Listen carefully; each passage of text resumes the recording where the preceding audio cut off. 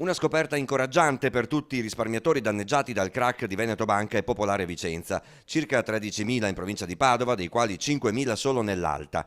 Sarebbe di 145 miliardi di euro l'ammontare delle polizze vita non riscosse in Italia.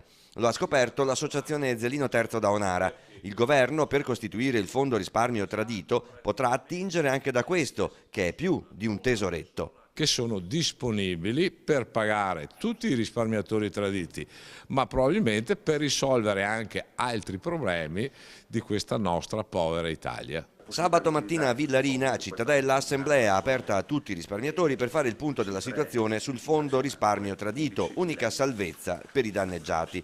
C'è molta attesa di conoscere se e come il governo ancora in carica e quello che verrà daranno la possibilità di accedere con facilità, senza paletti, come dice lo slogan dei comitati, al fondo di ristoro.